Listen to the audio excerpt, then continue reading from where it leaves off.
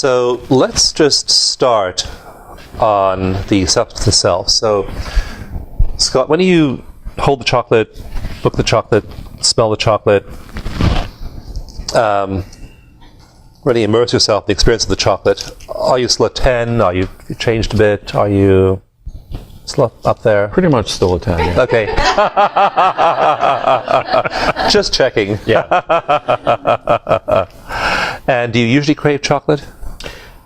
I usually do, but generally not during the day. Generally it's at night, around bedtime, and in the middle of the night. Okay. Yeah. Okay. So it's that certain time of day you typically crave chocolate. Yeah, and it usually takes the form of chocolate, but it may be more of a carb addiction. I gravitate toward the higher cacao content. Okay. The higher end, higher octane stuff. Right. Which has a lower sugar content, but sometimes what I would consider more of a relapse for me would be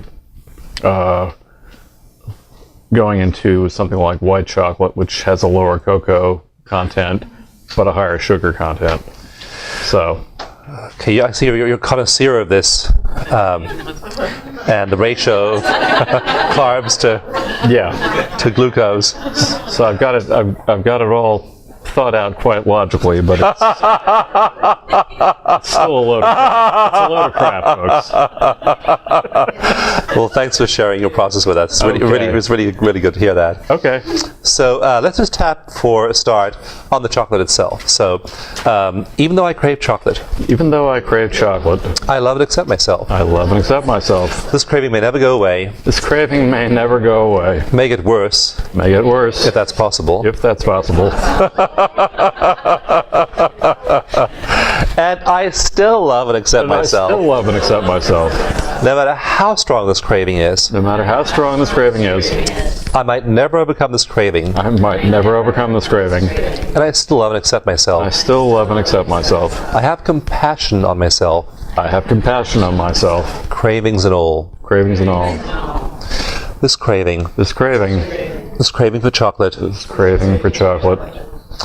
Sometimes during the day. Sometimes during the day. But usually at night. But usually at night. Might never change. Might never change. Might never go away. Might never go away. And I still love and accept myself. And I still love and accept myself. No matter how strong it becomes. No matter how strong it becomes. Might never budge. Might never budge. Might never change. Might never change. And I still love and accept myself. I still love and accept myself. Okay, breath.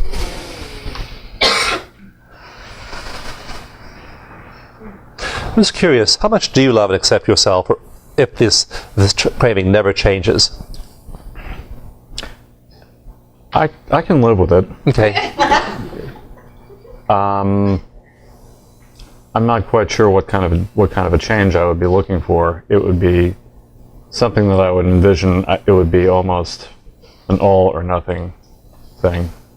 Some of you have kind of made noises along those lines. It would be something where I would have to treat it like, giving up a substance like cigarettes or alcohol. And I guess I have more of a level of discomfort toward putting chocolate into the same bucket as something like that, both of which I have given up completely. So there is that part of my history that kind of feeds into this as well. Yeah, right. I don't really want to put chocolate in the same bucket. Right. Because I've got myself very cleverly conditioned that there is some kind of a therapeutic benefit going on there. Because you gotta love those polyphenols because they're good for your lipid profile. Yes, absolutely. Yes. Right. You can rationalize anything, folks.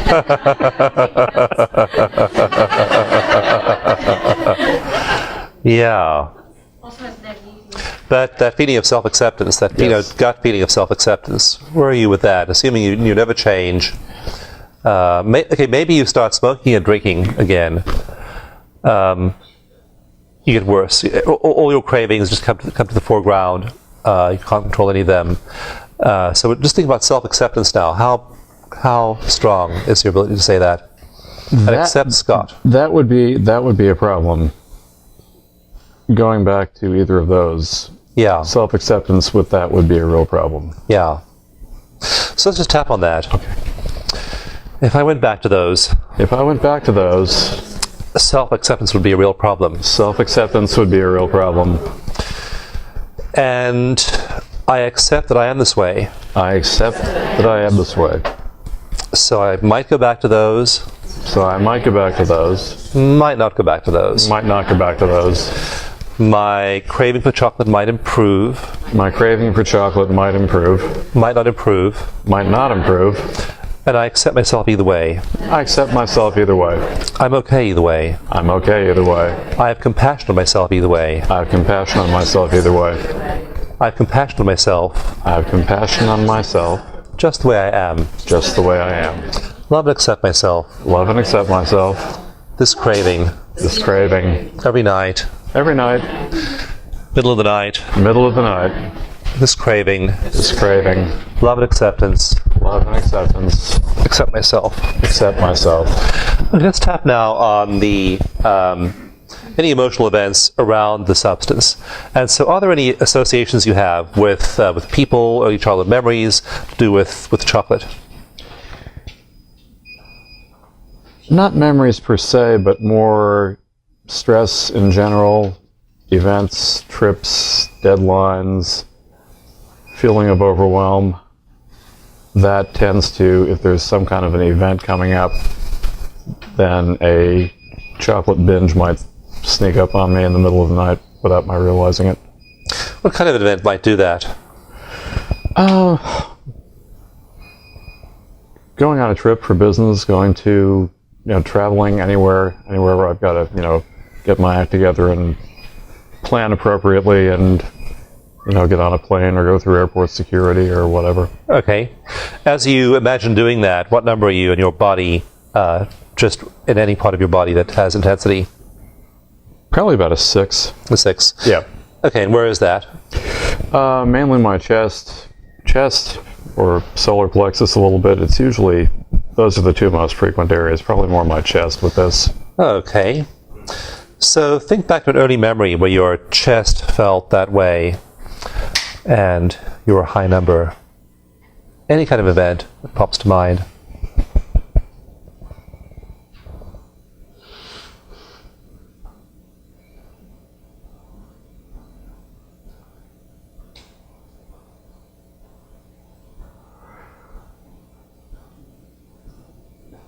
There's no one that stands out. There's one that comes to mind is taking my dental boards. Okay.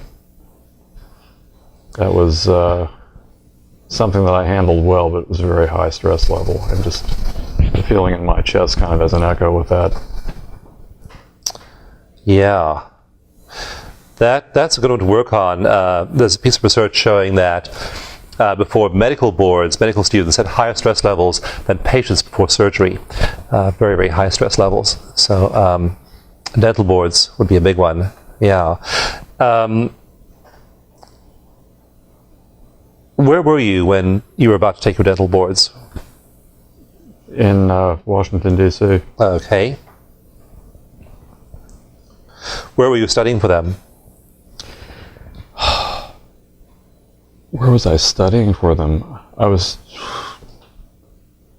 where I lived in New Jersey, and I was studying for them there as well. I had gone to dental school in Washington also. Okay. And it was the same year that I graduated, and I went home and came back. Okay. Took them at a different school from where I went to school, though. Okay. So we'll think about both those two locations, and let's just tap generally first on, even though I had this anxiety around the dental boards. Even though I had this anxiety around the dental boards, I deeply and completely accept myself. I deeply and completely accept myself. Anxiety around the dental boards. Anxiety around the dental boards. Anxiety in my chest. Anxiety in my chest. These dental boards. These dental boards. I might pass. I might pass. I might fail. I might fail. I love and accept myself either way. I love and accept myself either way. This chocolate. This chocolate. These cravings. These cravings. This feeling in my chest. This feeling in my chest. These dental boards. These dental boards. Just picture the the surroundings in both school in DC and also back home in New Jersey, and I've been studying for them. Just really evoke that memory of studying for them.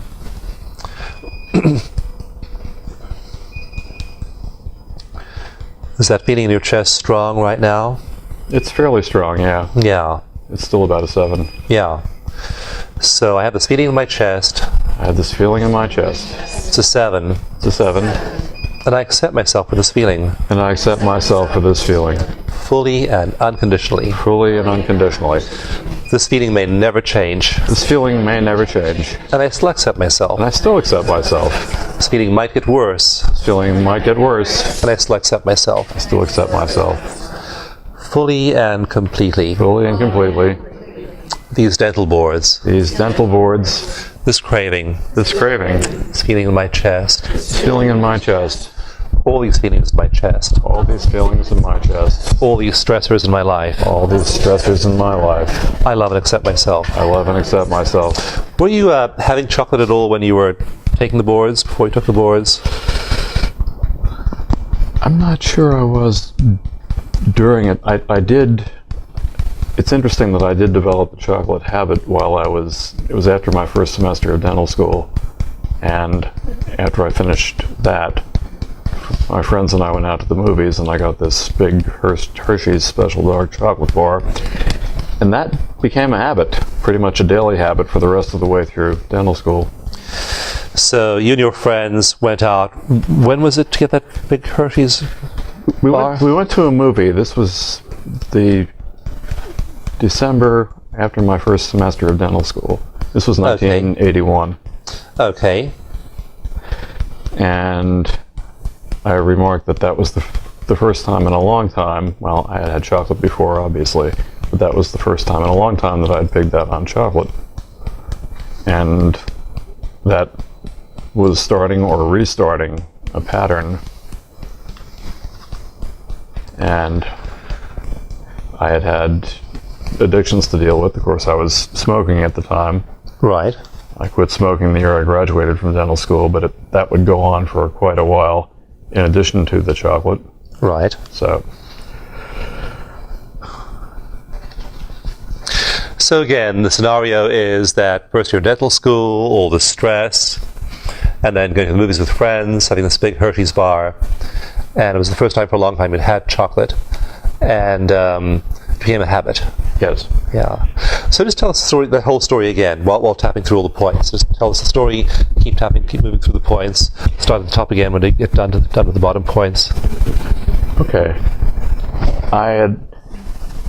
I'd eaten chocolate for my life, all of my life, basically. I had never viewed it as an addiction. I started viewing it as more of a habit that I was going back into when I finished my first semester of dental school and went out to the movies with friends to kind of celebrate and unwind. And that started what became a daily chocolate habit. And this was in and around other addictions, primarily cigarette smoking, which lasted until the end of dental school, which would be another 4 years. At which time I stopped that. The chocolate pretty much continued. And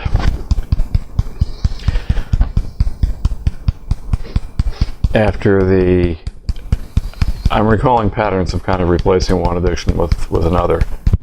When I quit smoking, the following year I started drinking more heavily. So I replaced one addiction with the other. Yeah. And I'm not sure that I had quite the focus on chocolate when I was focused on alcohol. Right. Which turned out to be like another 7 years, and then I gave that up. And I don't remember if I went back to chocolate at that point or not, but sooner or later the chocolate wheedled its way back into my life. And it persists to this day, and it hasn't killed me yet. Non-lethal doses of chocolate. Non-lethal, yes, yes. Good. I'm glad you didn't pick the lethal doses of chocolate. Death by chocolate. Yes. It's a flavor of a flavor of Ben and Jerry's ice cream. Yes, yes, it is. We won't go there right now, though. Not go there. We'll stick to that time and dental school. That's a good single event, though. Yes. So, because often it's hard for us to find a single event, but that's a good event that wraps up that whole pattern of Yep. mixing celebration with consuming the substance. Yes. Yeah. So let's take a breath now. Just breathe for a moment, relax. You've done a lot of deep breathing. You've already relaxed, breathed some tension in your shoulders several times. And after that breath, just grab your chocolate again. Take another sniff of it. See what the number is like for you. See whether you're still at a high number. It's still at a high number. It's probably a 7 or 8, but the emotional context around it is better. It's I have more of a grasp on it. It's more compartmentalized. In what way? Focusing on it being an addiction, replacing one addiction with another, having addiction as a reaction to stress, where I feel the stress. And I guess the only missing piece of the puzzle would be to tie that to something in the more distant past, which I don't feel anything like that coming up right now, but I wouldn't doubt that it's a piece of it is tied to that too. Yeah. Well, try just for a moment tapping on the actual craving feeling itself. So you were saying that you have this 6 intensity feeling in your chest, your solar plexus to a smaller extent. So you had that physical feeling. But when you sniff the chocolate, see what else comes up for you. See if there's any physical location of all these cravings you've had your whole life long in your body. And then describe where that is in your body and what it feels like. It's moving more toward the back of my throat and the back of my tongue now, where I would taste it. Right. More where I would be swallowing a substance. Okay. And just go ahead and just tap and describe that. So I'm feeling the back of your throat, back of your tongue. The sensation in the back of my throat is if I was swallowing chocolate or alcohol or some other form of carb. Right. And it feels almost like a thickness, almost like a swelling in the back of my tongue, almost a swelling in my throat. Right. As I talk. It feels almost like a thirst. I'm not thirsty, but there's almost a dryness in the back of my throat as I think about it. Okay. And dryness in the back of my throat. Good. Dryness in the back of my throat. It feels like it wants to take something in. It feels like it wants to ingest something. Feels like there are neural receptors that need to be satisfied. Yeah. It's definitely, I definitely feel it as a biological addiction. Yeah. It's definitely a physical substance addiction. Yeah. Just back up a moment. Let's just work on, I need to take something in. Okay. Because that's a good overall summary of our lives, in that we have needs as children especially, and as adults, and we need to have these needs met, and often they aren't met. So that phrase, I need to take something in, is a good one to use to go and explore that avenue. So think about that for a moment. Think about needing to take something in and then not having that need fulfilled, and see what comes up for you in your body.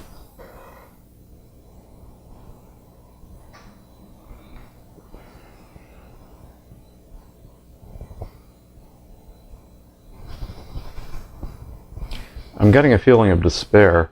Okay. Going without something. Yes. Yeah.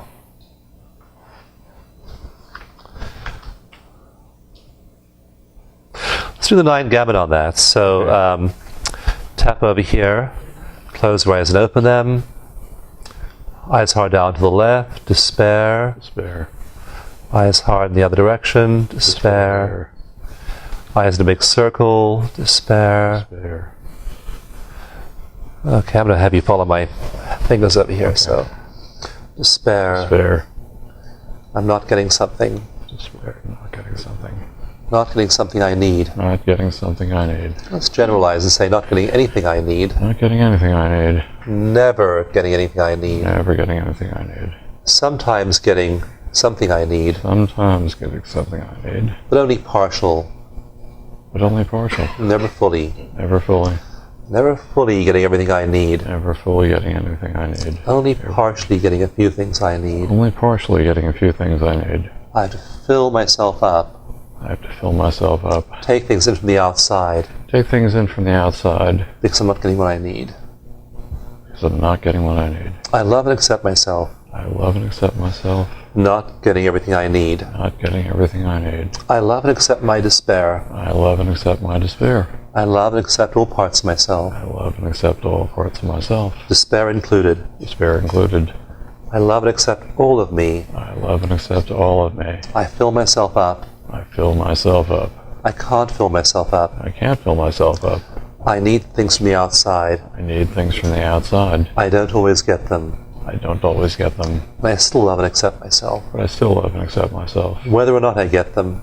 Whether or not I get them, When I get them. when I get them, When I don't get them. when I don't get them. Despair. Despair. Love and acceptance. Love and acceptance. Good, that deep breath was wonderful.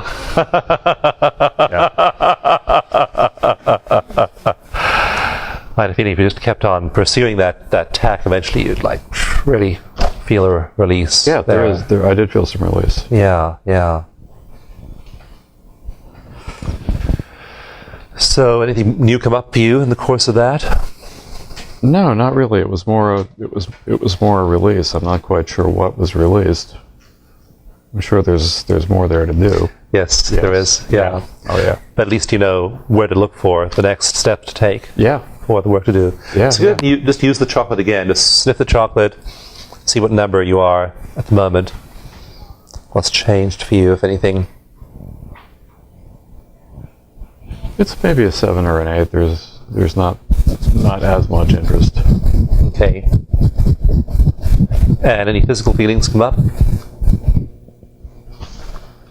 No, not really. The chest and the solar plexus feel fairly normal. Okay. So that feeling in your chest, that was a 6, is now still shifted to the back of your throat, and that's still that same. Back of the throat is still the same. The chest has gone down. That's maybe a 3 or 4. Okay. And the back of the throat, what number was that? I don't remember putting a number to it. Or did we? So relative to where it was when we began, where is it now? It's diminished by, 2 points or half or 3/4 That's maybe by 1. Okay. It's still almost the same. So you feel that physical feeling of this. Yes. Yeah. Yeah, okay. Let's tap on that. So what color is that feeling in the back of your throat? Probably brown or yellow. Okay, brown or yellow, Yeah. right. And is it solid? Is it moving? Is it... It's semi-liquid. Okay. It's kind of stuck there. Yeah, okay. And it's on the back of my tongue. And how big is it? I don't know, about the size of 2 squares of chocolate from a bigger bar.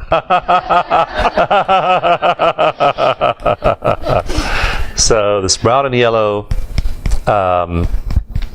sensation in the back of my throat. Brown and yellow sensation in the back of my throat. About the size of two bars of chocolate. About the size of 2 squares of chocolate. I love and accept myself. I love and accept myself. With this feeling in the back of my throat. With this feeling in the back of my throat. Without this feeling in the back of my throat. Without this feeling in the back of my throat. I love myself with this feeling. I love myself with this feeling. Love myself without this feeling. I love myself without this feeling. Brown and yellow feeling. Brown and yellow feeling. Back of my throat. Back of my throat. May shift. May shift. May not shift. May not shift. I still love and accept myself. Still love and accept myself. This feeling in my chest. This feeling in my chest. This feeling in my throat. This feeling in my throat. It might move. It might move. It might not. It might not. Might get more intense. Might get more intense. Might get less intense. Might get less intense. Love and accept myself either way. Love and accept myself either way. Love and accept myself either way. I love and accept myself either way. I'm okay either way. I'm okay either way. My needs get met. My needs get met. My needs don't get met. My needs don't get met. I can meet my own needs. I can meet my own needs. I can't meet my own needs. I can't meet my own needs. And I love and accept myself. I love and accept myself. When I can meet my needs. When I can meet my needs. When I can't meet my needs. When I can't meet my needs. I love and accept myself. I love and accept myself. Okay, another pause there, because you had a big breath after the I point. I was curious what was happening with you then.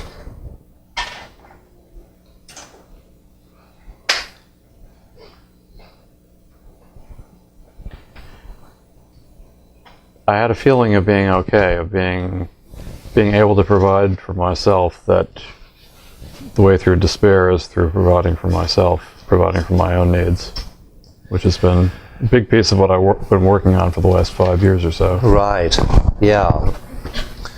So, providing for my own needs. Providing for my own needs. Love and accept myself. Love and accept myself. When I can provide for my own needs. When I can provide for my own needs. When I can't provide for my own needs. When I can't provide for my own needs. So think back to an event that happened when you could not provide for your own needs. You tried to and you failed to meet your own needs. Okay. Want to do the movie technique silently on an event? Maybe just run it in your head and just... Yeah, let's do that, okay. So think back to the event and give the event just a really bland title.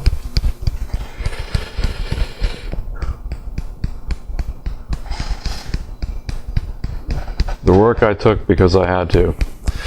The work I took because I had to. Yeah. So even though I had to take that work. Even though I had to take that work. I love and accept myself. I love and accept myself.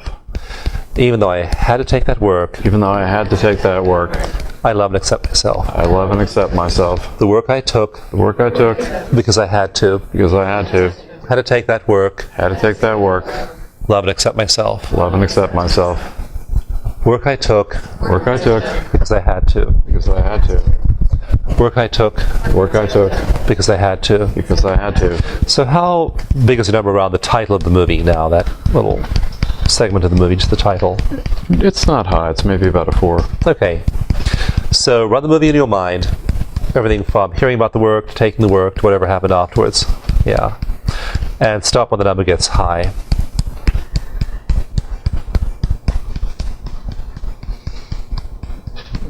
Okay, yeah, there's one point where it got high. Okay. And it's going to be like one word to use in a set of statement, or use as a reminder phrase for that. Unpaid invoice. Unpaid invoice, okay. Even though there was the unpaid invoice. Even though there was the unpaid invoice. I love and accept myself. I love and accept myself. Unpaid invoice. Unpaid invoice. The unpaid invoice. The unpaid invoice.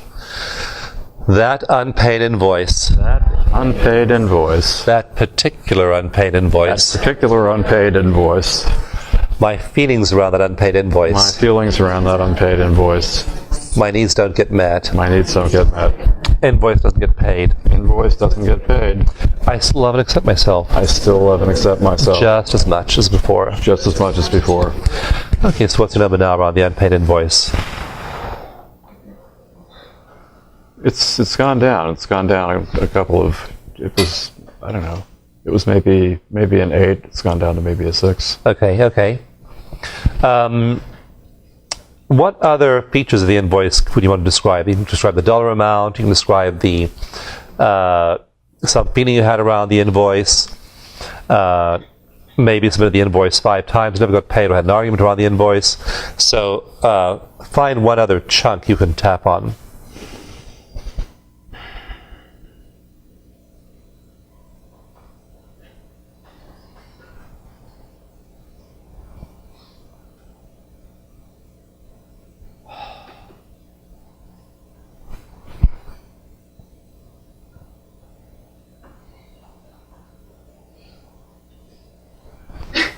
Litigation. Okay. Even though there was litigation Even though there was litigation around the unpaid invoice, around the unpaid invoice, I love and accept myself. I love and accept myself. Litigation, Litigation. unpaid invoice, Unpaid invoice. litigation, Litigation. unpleasant, Unpleasant. very unpleasant, Very unpleasant. litigation, Litigation. unpaid invoice, Unpaid invoice. job I had to take, Job I had to take because I had to. Had to take it because I had to. I love and accept myself. I love and accept myself. Okay, take a breath and see what your number is now around that event. It's gone down. It's maybe around a 4 or 5 now. Okay.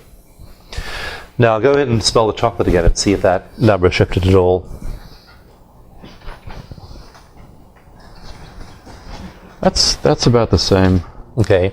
How about the sensation in the back of your throat? Has that changed, that yellow and brown? That's lightened up a little bit too. Okay, it's lightened up. Yeah, Okay. Different color, different shape, different size. not as intense. The intensity's gone down. It's like there's less substance back there. Yeah, okay. Whatever's sitting on the back of my tongue isn't as big. Right. Yeah, Size of one piece of chocolate now, or? maybe. Maybe.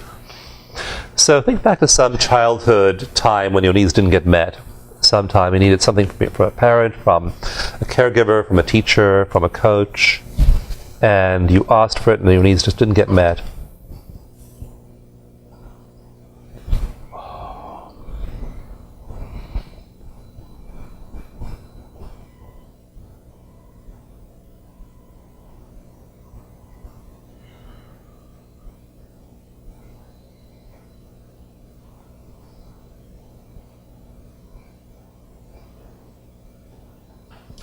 Okay.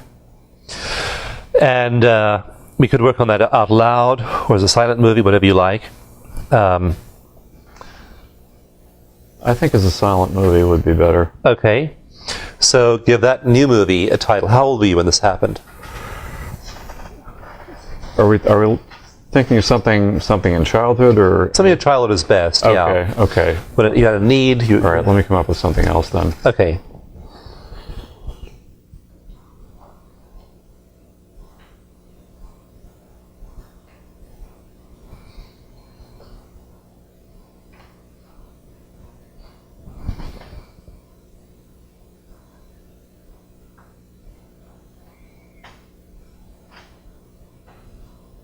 All right. This is childhood, teenagerhood, going off to school. It's in there.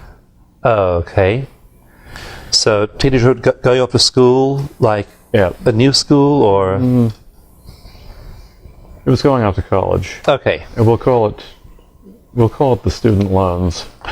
Okay. Those are usually good for a bit of a charge. Yes. The student loans. Okay, so even though I had these student loans, and how are they stressful for you?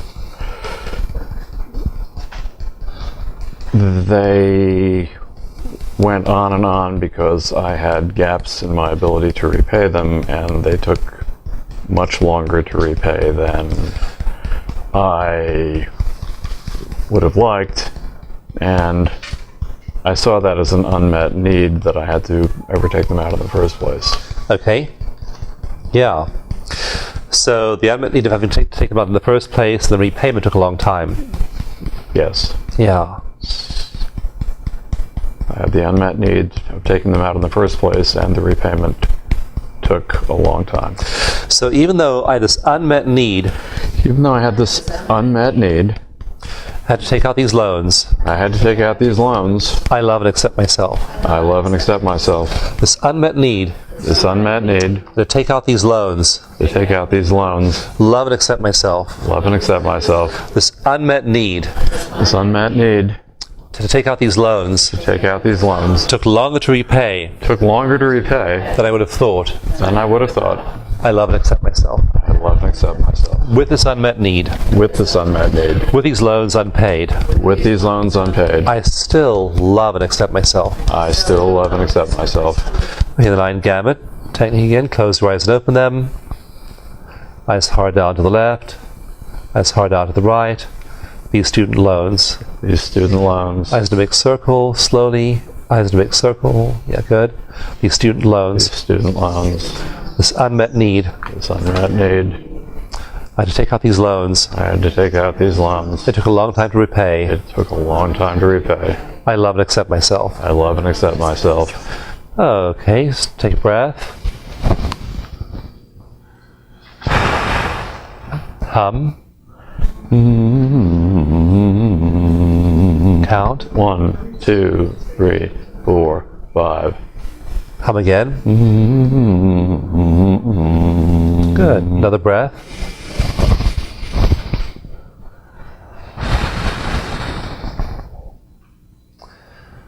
Okay. What's happening for you now? Maybe a little bit less of a charge. Okay. And that brown sensation on the back of your throat, how big is that now? That's almost all gone. Okay. Good. No, these are parallels I would not have associated. So we've covered quite an amount of ground here. Yeah, student loans, student loans. I'm picturing the title of the book. How are student loans like chocolate? Yeah, makes perfect sense to our midbrain, but not great sense to our forebrain. Yeah. Right. All right, well. Well, I'll check in with you about how tonight goes, whether you have midnight cravings or not. Okay. Whether you... Well, I'm here for level 2 tomorrow, so Good. We'll find out. We'll regroup then. Right now, how strong is your craving for the chocolate, just this very moment? Not as strong as it was when we began the session, but I'll probably end up eating it anyway. We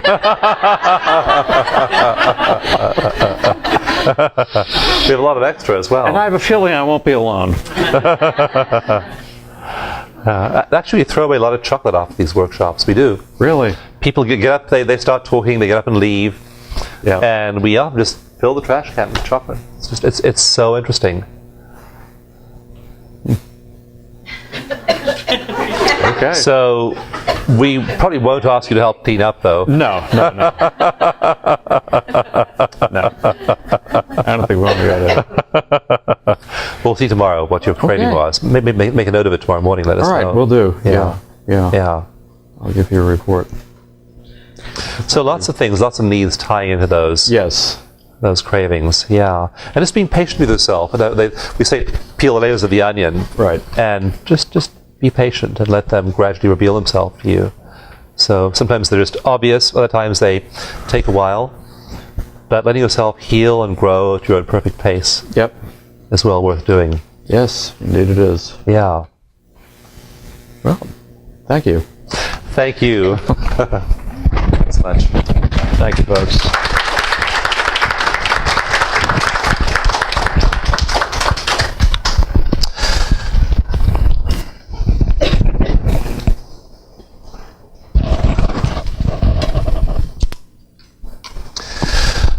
Well, as you can see, sometimes there are really obvious connections between what we crave and the events that led up to it.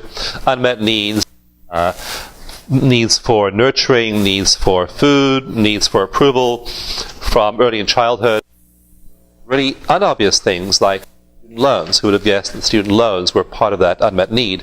But then when he mentioned that having to repay them was difficult, and that having to take them out in the first place was a symbol of an unmet need. Those were pretty clear connections. So just keep on digging, keep on looking for those connections with your clients, and eventually you peel the onion, and bit by bit